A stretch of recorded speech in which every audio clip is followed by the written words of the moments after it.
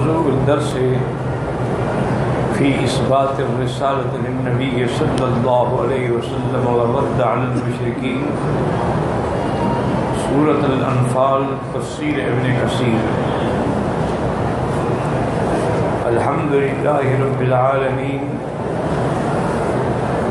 والصلاة والسلام على أشرف الأنبياء وسيد المرسلين سيدنا محمد وعلى آله وأصحابه أجمعين۔ اللهم صل على سيدنا محمد وعلى آل سيدنا محمد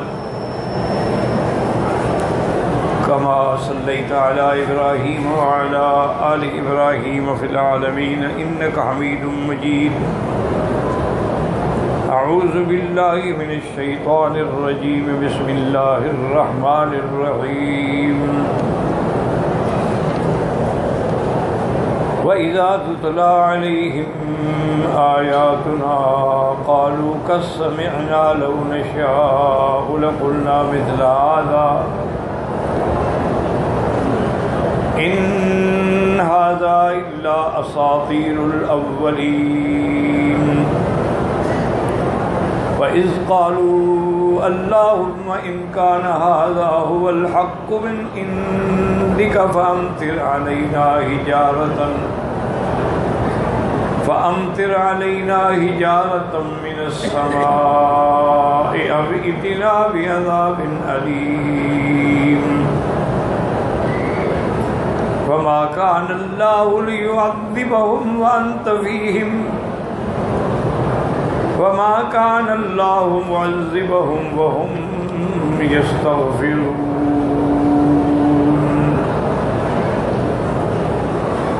قال المؤلف والمفسر رحمه الله تعالى أدام النفع بعلومه وعلومكم في الدارين آمين، إلى أن قال يخبر تعالى عن كفر قريش وعتوهم وتمردهم وعنادهم ودعواهم الباطل عند سماع آياته إذا تتلى عليهم،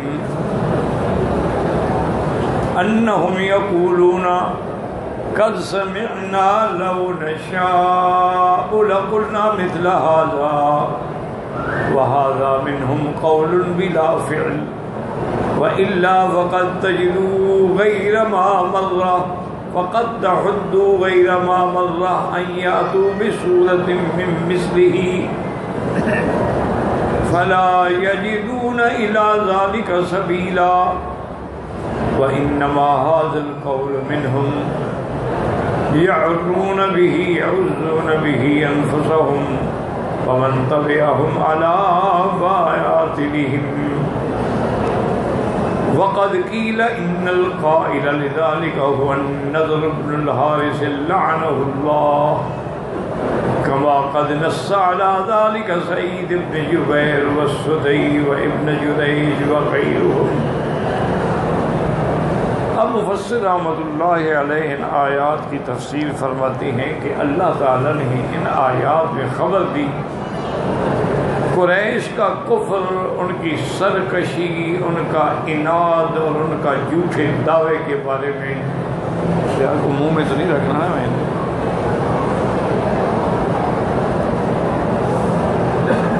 کہ جب وہ اللہ کے قرآن کی آیات سنتے ہیں، اللہ کے پیغمبر قرآن پڑھتے ہیں، سننے کے بعد وہ بدبخت ضد اور عناد میں کہتے ہیں قد سمعنا لو نشاء لقلنا مثل هذا، کہ ہم نے سنا، اگر ہم چاہیں تو ہم بھی ایسا کر سکتے ہیں۔ وَهَذَا مِنْهُمْ قَوْلٌ بِلَا فِعْلٍ، یہ ان کا زبانی بات ہے، اس کے طاقت ہی نہیں کہ وہ کر سکے۔ حالانکہ اللہ کے قرآن میں کئی مرتبہ تحدی آ چکی ہے کہ اگر تم لوگوں میں طاقت ہے تو اللہ کے قرآن کے مطابق ایک صورت بنا کے لے آؤ۔ فَلَا يَجِدُونَ إِلَى ذَلِكَ سَبِيلًا، وہ ایک صورت بھی نہیں بنا سکے اور نہ بنا سکتے ہیں۔ یہ باتیں اصل میں وہ اس لیے کرتے تھے یغرون بہ انفسہم، اپنے آپ کو بھی دھوکہ دیتے تھے، وَمَن تَبِعَهُمْ عَلَى بَاطِلِهِمْ، اور جو ان کے ساتھ ان کے عقیدے پہ تھے ان کو بھی دھوکہ دینے کے لیے ایسی باتیں کہتے تھے، ورنہ اس کی طاقت نہیں اور کسی میں جرت نہیں ہے۔ ایک بات یاد رکھیں کہ اللہ کا قرآن جو ہے یہ کلام اللہ ہے، اگر مخلوق ساری بھی مل جائے اللہ کے کلام کا مقابلہ کیسے کر سکتی؟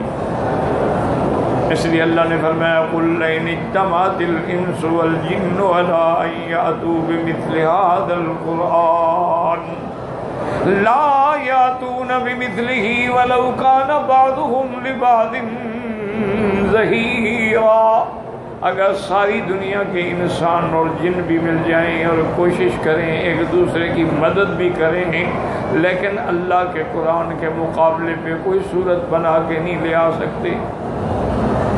اسی طرح اللہ نے فرمایا وَإِن كُنتُمْ فِي رَيْبٍ مِّمَّا نَزَّلْنَا عَلَىٰ عَبْدِنَا فَأْتُوا بِسُورَةٍ مِّثْلِهِ وَادْعُوا شُهَدَاءَكُم مِّن دُونِ اللَّهِ إِن كُنتُمْ صَادِقِينَ۔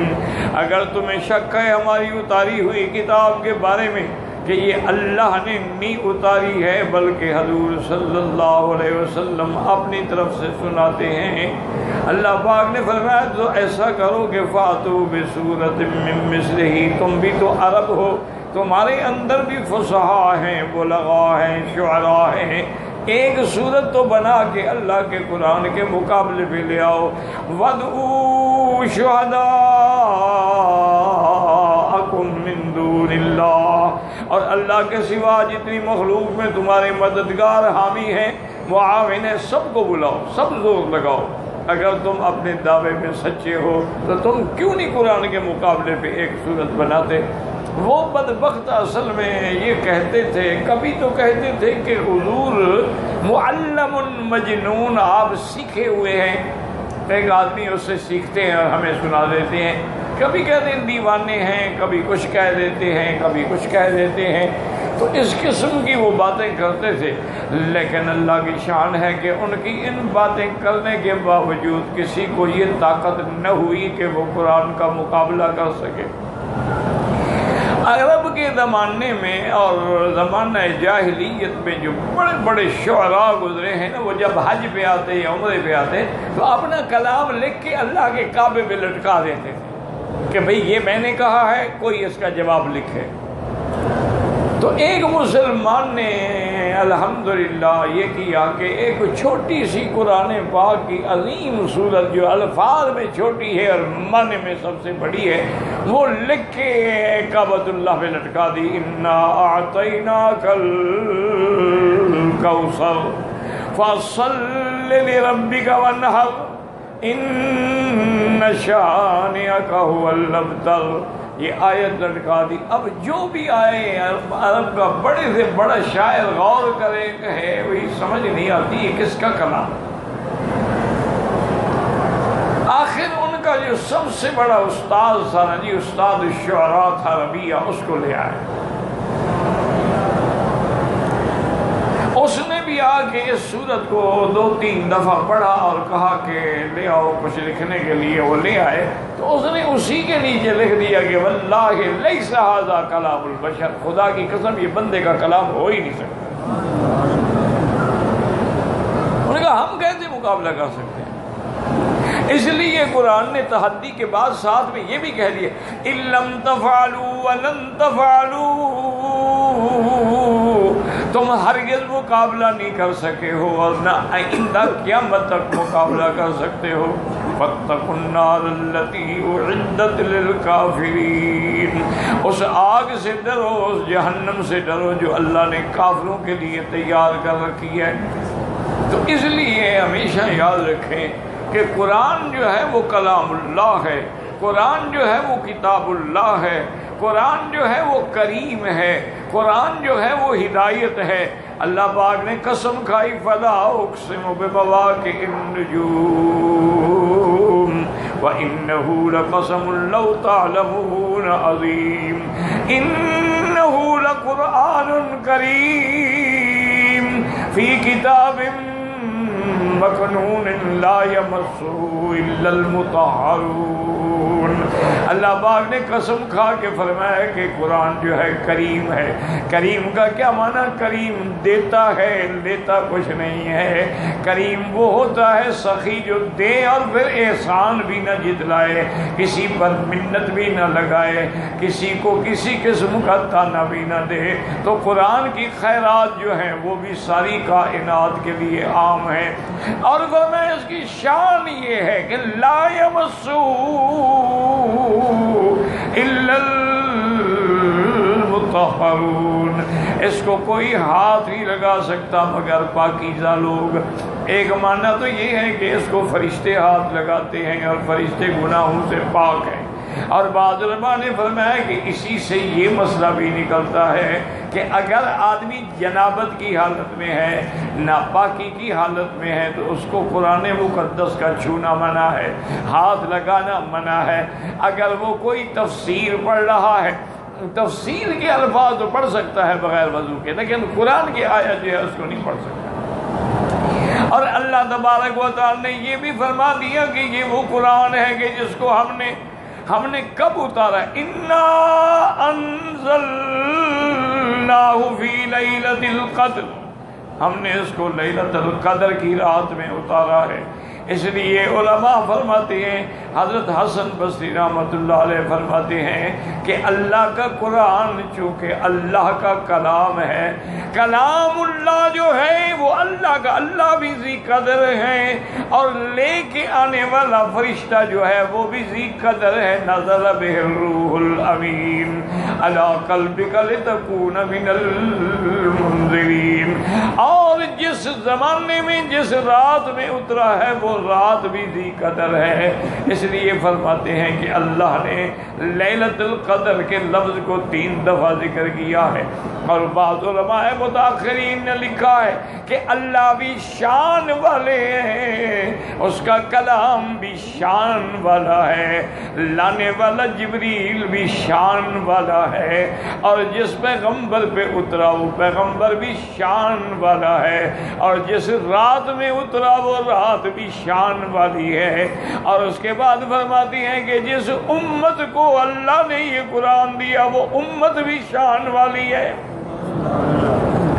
کہ اس کے مقابلے پہ بھی کوئی امت نہیں۔ اسی لیے میرے مدنی پاک نے فرمایا انا خاتم النبیین وانتم خاتم الامم، اللہ نے مجھ پہ نبوت ختم کر دی اور آپ پہ امت ختم کر دی، میرے بعد نبی کوئی نہیں ہوگا، میری امت کے بعد کوئی امت نہیں ہوگی۔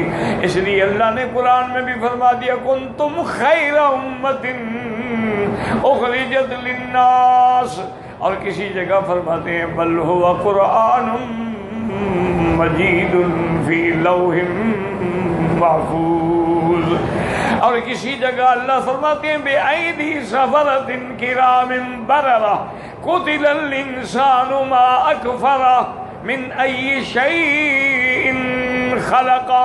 اللہ نے فرمایا یہ قرآن جو ہے ان پاکیزہ ہاتھوں میں ہے، ملائکہ کے ہاتھوں میں ہے۔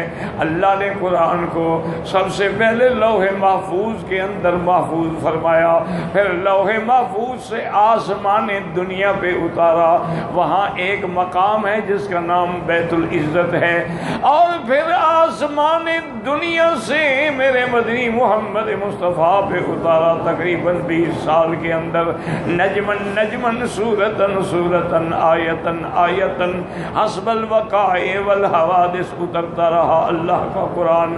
تو اس سے بھی علماء نے استدلال کیا ہے کہ قرآن بھی شان والا، اللہ نے جہاں محفوظ رکھا ہے لوح محفوظ بھی شان والا، اس کو نقل کرنے والے جو ہیں وہ بھی شان والے ہیں، اور بیت العزت جو ہے وہ بھی شان والا ہے۔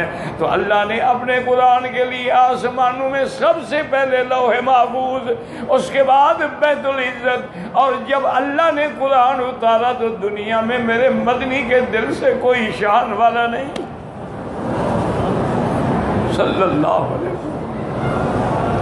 اللہ اکبر۔ اللہ فرماتے ہیں نزل بہ الروح الامین علی قلبک لتکون من المنذرین، میرا مدنی ہم نے آپ کے دل پہ قرآن اتارا۔ تو اس لیے علماء نے استدلال کیا کہ مخلوقات میں میرے مدنی کے دل جیسا نہ دل ہے نہ بشر پیدا ہوا ہے، اور نہ قیامت تک پیدا ہوگا۔ اس لیے اللہ نے فرمایا میرا مدنی آپ ان کو چیلنج کریں کہ 10 صورتیں بنا کے لے آؤ، ایک صورت بنا کے لے آؤ، اور آخری چیلنج تو یہ بھی فرمایا کہ فَلْيَأْتُوا بِحَدِيثٍ مِثْلِهِ، چلو ایک آیت بنا کے لے آؤ۔ اصل بات یہ ہے، یاد رکھو کہ کافر بھی دل میں مانتے تھے بدبخت۔ ایک دفعہ جب سب جمع ہوئے تو ولید بن المغیرہ نے کہا کہ میں حضور کے پاس جاتا ہوں، کیونکہ کبھی کہتے تھے نا کہ دیوانہ ہے۔ دیوانے کا معنی یہ نہیں ہے جیسے ہمارے ہاں مجنون ہوتے ہیں، معنی یہ تھا کہ باتیں ایسی کرتے ہیں کہ ساری دنیا میں اسلام کا غلبہ ہوگا، کبھی فرماتے ہیں روم غالب آ جائے گا، اور کبھی آپ خبر دیتے ہیں کہ پوری دنیا کے اندر اسلام کا غلبہ۔ یہ تو دیوانوں کی بڑھ ہے، اس میں کیا حقیقت ہے؟ اللہ اکبر۔ اور کبھی کہتے تھے کہ ساحر ہے، جادوگر ہے۔ اچھا جادوگر کیوں کہتے تھے؟ کہ جیسے جادو فوراً اثر کرتا ہے، یہ یاد رکھیں کہ جتنے علوم سفلی ہوتے ہیں نا، شیطانی علوم، یہ اثر جلدی کرتے ہیں، اور جتنے علوم قرآنی ہوتے ہیں ان کا اثر ہوتا ہے لیکن دیر سے۔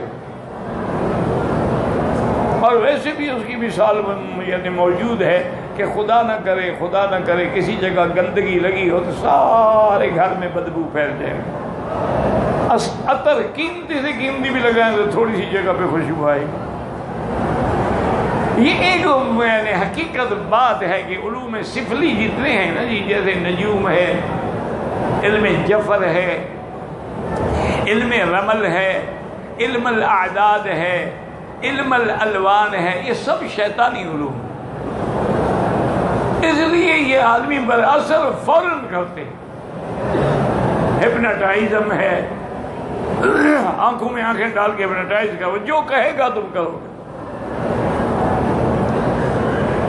تو اس لیے وہ بھی کہتے تھے کہ جو بندہ حضور کے پاس جاتا ہے، ملتا ہے، دیکھتا ہے، سنتا ہے، مسلمان ہو جاتا ہے تو جادو ہے نا۔ تو اس لیے نعوذ باللہ آپ جادوگر ہیں۔ اور قرآن جو سنتا ہے اس کے سینے میں قرآن اتر جاتا ہے، تو معنی یہ ہے یہ کلام بھی جادو ہے۔ کہ حضرت عمر تلوار لے کے نکلے، قرآن سنا تو گردن بھی جھک گئی، یا تلوار لے کے قتل کے لیے آ رہے تھے، یا تلوار آگے لے کے حضور کے پہرے دار بن کے جا رہے۔ بس قرآن سنا اور قرآن نے بدل دیا۔ مجھے تو افسوس اس بات کا ہے کہ ہمارے لوگ جو ہیں، میرے بھائی، میرے بزرگ، میرے محترم، اکثریت تو قرآن پڑھتی ہی نہیں ہے، اور جو بڑے لوگ ہیں، پیسے والے، سرمایہ والے، وہ تو قرآن پڑھاتے ہی کرائے پہ ہیں۔ اور جی آج ختم شریف کرانا ہے، مدرسے سے طلباء بھیج دیں، کوئی ان کا بڑا مر جائے تو وہاں جناب 2-4 حافظوں کو قبر پہ بٹھا دیتے ہیں کہ جناب تم یہاں پڑھا کرو، اور اس کے باقاعدہ اس کو پیسے دیتے ہیں۔ ان کو تو خود پڑھنا تو نصیب ہی نہیں ہے نا۔ اور جو متوسط طبقہ ہے وہ قرآن تو پڑھتا ہے لیکن اکثر غلط پڑھتا ہے۔ ان کو قرآن اور قرات کے پڑھنے کی تجوید کا کوئی پتہ ہی نہیں۔ اور بعض لوگ جو ہیں چلو اچھا پڑھ لیتے ہیں لیکن وہ معنی نہیں سمجھتے ہیں قرآن کہ قرآن کہہ کیا رہا۔ تو اس لیے اگر ممکن ہو سکے تو قرآن صحیح بھی کروائیں، کسی قاری کے پاس بیٹھ کے چلو 2-4 صورتیں صحیح کرا لیں، کم از کم نماز تو صحیح ہو نا۔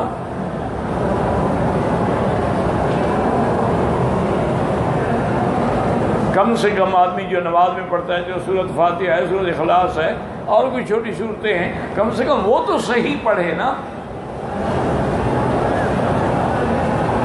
اور تیسری بات یہ ہے کہ جو میرے بھائی ساتھی پڑھے لکھے ہیں ان کو یہ چاہیے کہ کم از کم قرآن کے 4 آیتوں کا مطالعہ تفسیر کے ساتھ کریں، تاکہ ان کو پتہ لگے قرآن کہتا کیا۔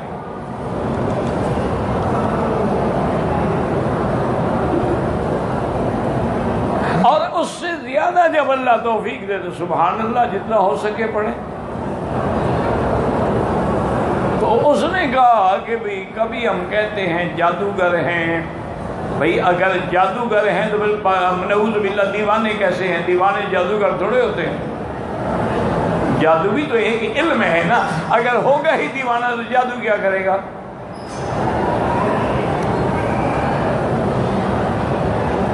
اور کبھی ہم کہتے ہیں کہ نہیں جادوگر نہیں، شاعر ہیں۔ اچھا وہ شاعر بھی اس لیے نہیں کہتے تھے کہ حضور پاک نے کبھی کوئی شعر لکھا ہے، قصیدہ لکھا ہے، نظم لکھی ہے، نہیں، معنی یہ تھا کہ جیسے شاعر لوگوں کے ایک تخیلات ہوتے ہیں، فرضی باتیں ہوتی ہیں کہ وہ اپنی محبوبہ کی تعریف کرنے پہ آئیں تو اس کے چہرے کو چاند بنا دیں اور اس کی زلفوں کی سیاہی کو اندھیری رات بنا ڈالیں، اس کے قد کو سرو قد بنانے کے لیے عظیم بوٹا بنا ڈالیں، اور جب آئیں تو بس وہ پھر ان کی مدح سننے والی ہوتی ہے۔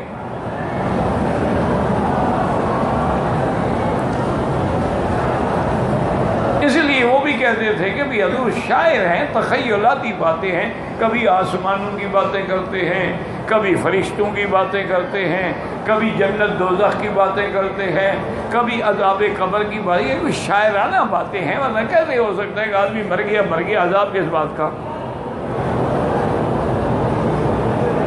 وہ تو مر گیا۔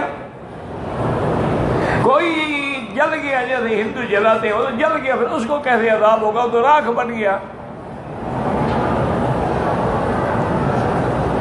کوئی آدمی ڈوب گیا، مچھلیاں کھا گئی، سینکڑوں مچھلیوں کے پیٹ میں چلا گیا، اس کو عذاب کیسے ہوگا؟ وہ کہتے ہیں اسی لیے یہ سب شاعرانہ باتیں ہیں۔ قرآن نے خود کہا ہے کہ آپ کو ساحر بھی کہتے تھے، شاعر بھی کہتے تھے، مجنون بھی کہتے تھے، لیکن دیکھیں کہ جہاں جہاں میرے مدنی پہ اعتراض ہوا ہے نا، اس کا جواب میرے اللہ نے دیا۔ انہوں نے شاعر کہا، قرآن نے جواب دیا اللہ وما علمناه الشعر وما ينبغي له، ہم نے تو اپنے پیغمبر کو شعر نہیں سکھایا، اور نہ نبی کی شان ہے کہ وہ شعر کہے۔ اسی طرح انہوں نے کہا مجنون ہے، تو اللہ نے قسم کھائی نون والقلم وما یسطرون ما انت بنعمت ربک بمجنون۔ اللہ نے قسم کھائی کہ مجھے نون کی یعنی ہوت کی اور قلم کی قسم ہے، اور جو قلم سے لکھا جاتا ہے اس کی قسم ہے، آپ اللہ کی رحمت سے الحمدللہ دیوانے نہیں ہیں۔ آپ جیسا فرزانہ تو دنیا میں پیدا ہی نہیں ہوا ہے۔ اسی طرح جب قرآن کے بارے میں کہا وما هو بقول الشاعر، قرآن کوئی شعر ہے یا کسی شاعر کا کلام ہے؟ کیا کہتے ہو؟ اس لیے ولید ابن المغیرہ نے کہا کہ تم لوگ بیٹھو انتظار کرو، چونکہ میں جو ہے نا اعرف بکلام الشعراء، میں شعراء کے کلام کو بڑا سمجھنے والا ہوں، اور تم سب میں میری عمر بھی زیادہ ہے، تجربہ بھی زیادہ ہے، تو میں جا کے خود حضور پاک سے ملتا ہوں، آپ سے بات کرتا ہوں،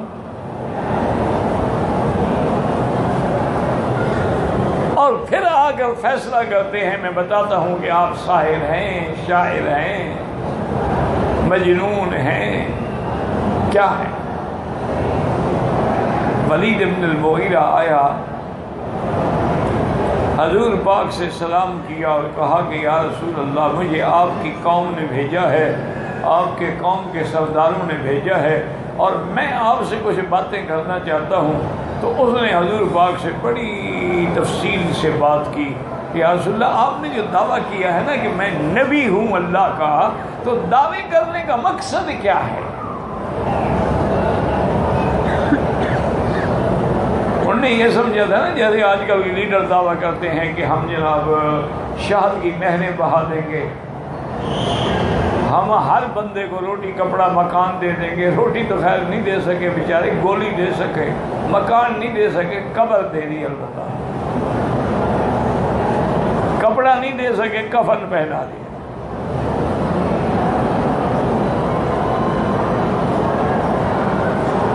تو انہوں نے کہا کہ حضور آپ نے جو دعویٰ فرما دیا کہ میں اللہ کا نبی ہوں، تو اس کا مقصد کیا ہے؟ کہیں آپ مکے کے سردار بننا چاہتے ہیں؟ اگر یہ بات ہے تو ہم آپ کے ہاتھ پہ سارے مکے والے بیعت کرنے کے لیے تیار ہیں، آپ کو ہم سردار مانتے ہیں. اور اگر آپ کو اس دعوے کرنے سے یہ ہے کہ جب میں ایک نیا نظریہ لاؤں گا، نیا دعویٰ لاؤں گا، لوگ میرے پیچھے دوڑیں گے اور مال جمع ہوگا تو میں بڑا مال والا بن جاؤں گا. آج کل دیکھا نہیں ہے جیسے کئی پیر ہیں جنہوں نے نئے نئے نعرے دیے ہیں ماشاءاللہ.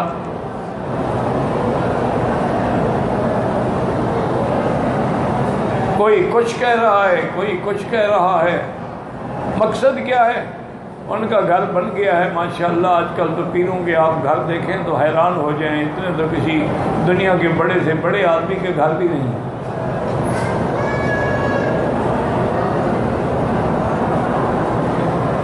تو حضور اگر آپ کو مال کی ضرورت ہے نا تو ہم سارے مکے والے مال جمع کر کے آپ کے قدموں میں ڈالنے کے لیے تیار ہیں. اور حضور اگر آپ نے اس دعوے کی وجہ سے کہ شہرت ہوگی اور میرا نام ہوگا، میں لوگوں میں ورلڈ میں میرا دنیا میں نام جب آئے گا، تو نامور لوگوں کے لیے لڑکیاں جو ہیں نا وہ تمنا کرتی ہیں شادی کرنے کی. تو اگر آپ کو کسی خوبصورت لڑکی سے شادی کرنی ہے تو ایک نہیں مکے کے 10 سرداروں کی اجمل النساء و اجمل البنات جو ہے ہم آپ کو دینے کے لیے تیار ہیں. اور آخر میں بدبخت نے پتہ ہے کیا کہا؟ اس نے کہا اچھا حضور اگر یہ باتیں بھی نہیں ہیں، آپ پر کوئی نعوذ باللہ جادو کا اثر ہے یا جن کا اثر ہے، تو اس کا بھی یہ ہے کہ ہم کسی بڑے بھوپے کو لے آتے ہیں، کسی کاہن کو، کسی راہب کو، آپ کے جن نکالے گا. حضور سنتے رہے بڑے حوصلے سے. اللہ اکبر. حضور جیسا نہ علم کسی کے پاس، نہ حلم کسی کے پاس، نہ رحمت کسی کے پاس.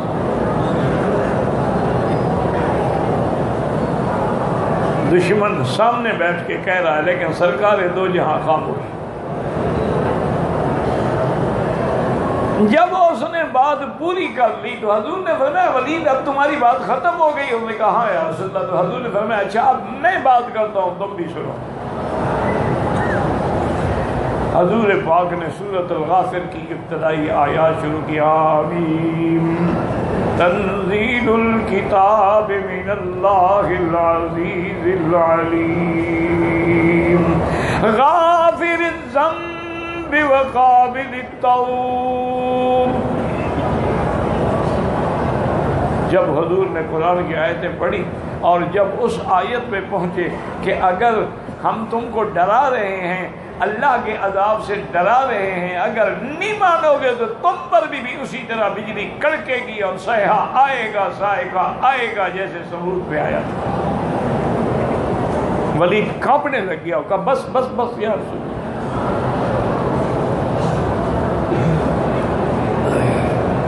اٹھ کے پھر وہ دار الندوہ کی طرف نہیں گیا، اپنے گھر کی طرف چلا گیا. تو وہ انتظار کریں گے. نے کہا کس کا انتظار کریں؟ ان کا وہ تو گھر جا رہا تھا.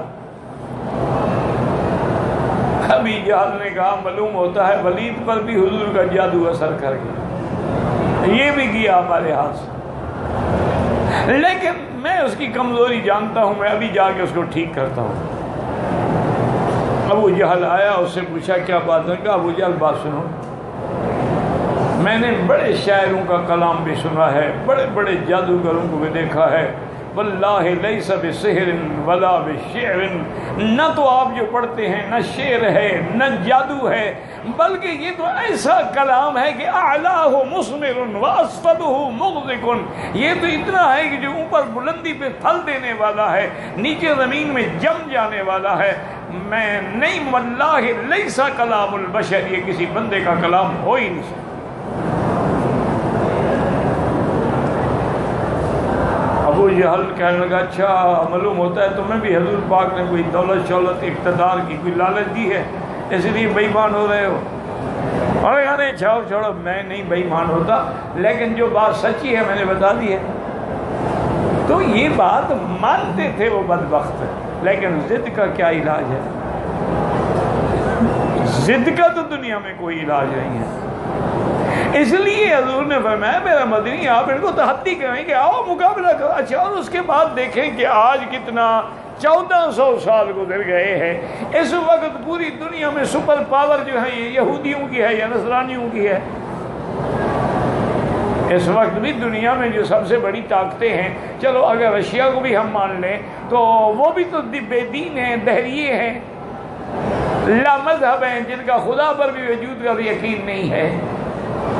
اب اتنی طاقت ہے، اتنا علم ہے، اتنا ٹیکنالوجی ہے کہ یہ اپنے علم کے ذریعے چاند کو مسخر کر رہے ہیں، چاند پہ بستیاں بسانے کے پروگرام بنا رہے ہیں، یہ ہر چیز کے لیے ایسی ایسی ایجادات کی ہیں کہ عقل دنگ رہ جاتا ہے، لیکن اگر ان کے بس میں ہو تو قرآن کا مقابلہ نہ کرتے۔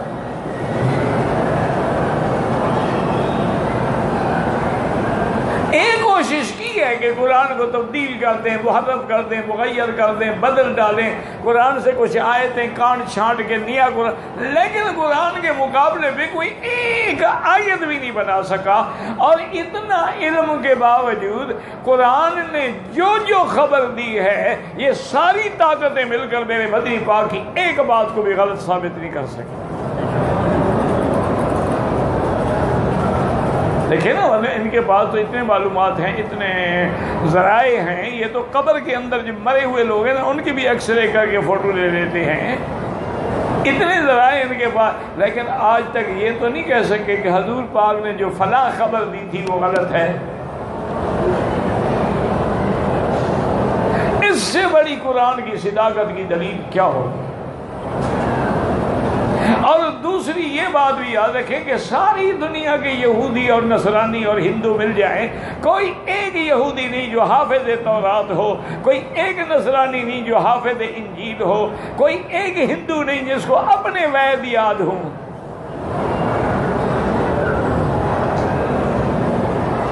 کوئی ایک سکھ دنیا میں دکھا دو جس کو اپنی گرنتھ یاد ہو، چند شلوک پڑھ لینا تو کوئی بڑی بات نہیں ہے۔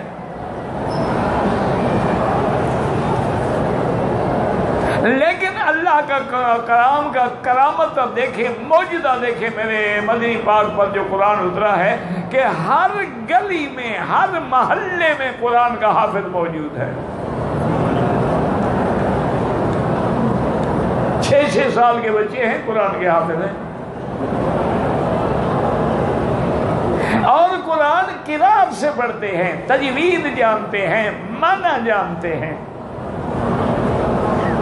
تو اس لیے اللہ نے فرمایا میرے محبوب اِلَّمْ تَفْعَلُوا وَلَنْ اچھا یہ بھی بتلا دے کہ ایسی باتیں کیوں کرتے ہیں، کہا خود کو بھی دھوکہ دیتے ہیں اور اپنے ماننے والوں کو بھی دھوکہ دیتے ہیں، ورنہ ان کو بھی پتا ہے کہ اللہ کا کلام بھی حق ہے، محمد مصطفیٰ بھی حق ہے، صادق الامین ہے، اللہ کا کلام ہے، وہ کسی بشر کا بنایا ہوا نہیں ہے۔ تو اس لیے ان آیات میں اللہ نے فرمایا کہ ان کی جہالت کی پھر انتہا دیکھو، کہتے ہیں کہ اچھا اگر یہ قرآن حق ہے، نبی حق ہے، تو اللہ ہم پر پتھر برسا دے۔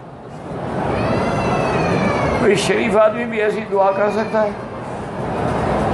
بھئی آدمی حق پر بھی ہو یا نہ حق ہو، کبھی یہ تو نہیں کہے گا اللہ پہ عذاب بھیج۔